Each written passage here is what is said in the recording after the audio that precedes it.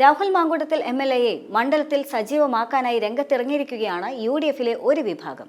കുടുംബശ്രീയിലെ വാർഷികാഘോഷ പരിപാടികളിൽ പങ്കെടുത്ത രാഹുൽ പിരിയാരിയിലെ പൊതുപരിപാടിയിലും പങ്കെടുത്തു. DYFയുടെയും BJPയുടെയും വെല്ലുവിളിയെ തുടർന്ന് ഫ്ലെക്സുകളും പോസ്റ്റുകളും പ്രചരിപ്പിച്ചുകൊണ്ടായിരുന്നു രാഹുലിന്റെ പിരായിരിയിലെ പൊതുപരിപാടി. സ്ത്രീകളുടെ ലൈംഗികാതിക്രമ വെളിപ്പെടുത്തലുകൾക്ക് പിന്നാലെ 38 ദിവസം മാറി നിന്നതിന് ശേഷമാണ് രാഹുൽ മാങ്കൂട്ടത്തിൽ പാലക്കാട്ടേക്ക് തിരിച്ചെത്തിയത്. പൊതുപരിപാടികളിൽ പങ്കെടുത്താൽ തടയുമെന്ന് DYFയും BJPയും പ്രഖ്യാപിക്കുകയും ചെയ്തു.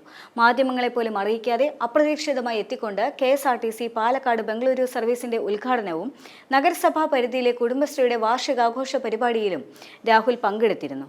രാഹുലിനെ ഒളിപ്പിച്ച് രഹസ്യമായാണ് ഓരോ പരിപാടികളിലും കോൺഗ്രസ് നേതാക്കൾ എത്തിക്കുന്നത് എന്നത് DYFയുടെയും BJPയുടെയും പരിഹാസം ഉയർന്നതോടെ പരമാവധി പ്രചാരണം നൽകിക്കൊണ്ട് നാളെ രാഹുലിനെ പിരായിരിയിലെ റോഡ് ഉദ്ഘാടനത്തിന് എത്തിക്കാനാണ് UDFിലെ ഒരു വിഭാഗത്തിന്റെ തീരുമാനം. എന്നാൽ വിവാദങ്ങൾക്ക് വേണ്ടിയല്ല ജനങ്ങൾ ആവശ്യപ്പെട്ടുകൊണ്ടാണ് രാഹുലിനെ പരിപാടിയിൽ പങ്കെടുപ്പിക്കുന്നത് എന്നാണ് പിരായിരിയിലെ UDF നേതാക്കളുടെ മറ്റൊരു പ്രതികരണം. രാഹുലിനെ രഹസ്യമായി പരിപാടികളിൽ പങ്കെടുപ്പിക്കുന്നതിൽ കോൺഗ്രസിലെ ഒരു വിഭാഗം കടുത്ത അതൃപ്തിയിലുമാണ്.